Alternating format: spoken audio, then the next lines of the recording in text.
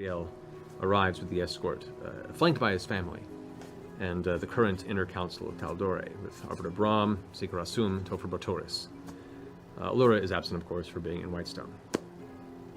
They all step onto the stage, along with the guards as well, as cheers and light applause begins to kind of break out. Not crazy go wild, but just like... Rich people clapping. Yeah, Sure. Golf claps, yeah.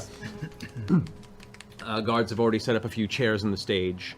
Uriel begins to sit when his family kind of gathers behind it, and he kind of puts his hand out and motions to everybody to go ahead and hush down. As he does, he stands up from his chair.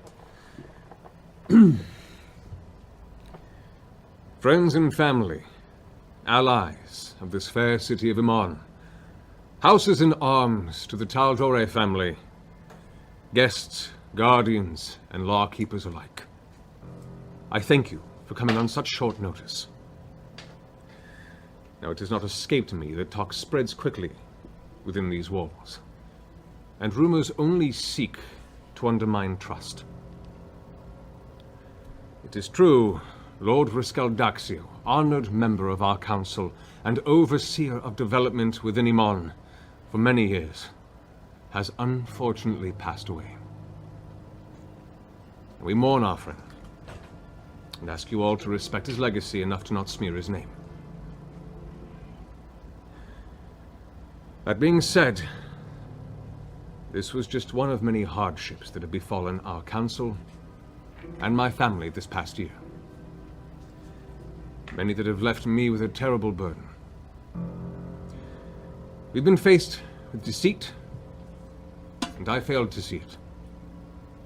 We've been beset with allies in need, and I've been non-committal in aiding them. We've been clouded by demonic powers, and I failed to protect my family, and my responsibility to all of you. I look back at my bloodline, at my father, and his father before him, and I plainly see what I am not. These times are different. This wonderful city has grown these past centuries into something grand. A beacon of civilization, here in these lands that my ancestors gave name to. My family has built us up, and I feel that there's little more my family can accomplish with the greatness of these lands. It has outgrown our meager guidance. I did not choose to be your sovereign. It was by blood that I came into this. And I did my very, very best to live up to your expectations. I can see the future of you all, and I wish to safeguard it by leaving it not in one hand, but the hands of many. As of the end of this week, I will be stepping down as your sovereign. The Taldore bloodline will no longer hold the fate of this realm. We will instead leave the council to rule. And he looks about at the other council members, out to you, and out to the rest of the group. There will be a chosen few, exemplary members of our society, who will step up and aid in this task, and join the council as well. You, the peoples of Iman, will be the ones to guide us to a new age of prosperity. At this point now, the claps kind of come in again, and some cheers happen. There's a little bit of confusion in the crowd, but for the most part, everyone seems to be into it. At this moment, one of the guards kind of hurries up to the side of the stage, and just kind of whispers something into Asum's ear. Kind of leans over and gives a nod and a worried expression. As soon as I notice that, I touch Grog and Vex's shoulders and I point out really fast.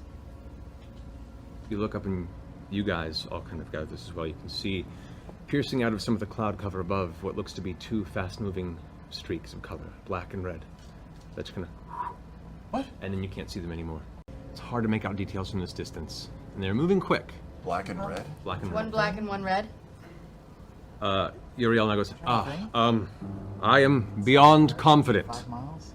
that all doubts in the capabilities of those I lead the city to, and more. And at this point, you start hearing bells going off. Ding, ding, ding, ding, ding, around the city. Tops of walls in the distance. You Warning? recognize these are warning bells. Yes. Oh shit. At which point, the crowd starts kind of murmuring and getting nervous, and Uriel kind of puts his hand up. Please, please. Assume now steps up and says, everyone, if I might ask you to all quickly make your way to your respective homes. There is a small emergency we must attend to. At this point, you guys hear this sound and you turn around just in time to see what looks to be a larger than you've seen before, white dragon just slam into the side of Allura's tower in the distance. Claws clunk into the side, digging into the stonework, wings unfurled. It looks into the upper window of where her actual parlor is and kind of peeks in for a second before just unleashing a blast of icy cold magical breath into the inside of the tower. You can see now screams start tearing around you as the guards start getting their weapons ready. At which point the dragon pulls its head back and looks about at everyone screaming and pushes off the tower. As it does, you see the stonework crack and the top of Allura's tower shatter. Oh my god. Collapse, smashing into the city streets around you. At which point the dragon and takes off again above you. At this point in time, utter chaos has been unleashed, and you can see now the guards are rushing Uriel off the table. You guys are there kind of caught amongst this chaos. At this very moment, as the white dragon heads deeper into the city, you hear a loud thum impact that silences the chaotic air around you as the wall that the stage is buttressed up against now has perched above it an enormous vision of death. A grinning, ancient green dragon. Its wings are kind of curled around its form as it looks down at the rest of you in the middle of this open space and goes, delicious cattle. Raishan enjoys the taste of fear. At which point it leaps down onto the stage, crushing part of it.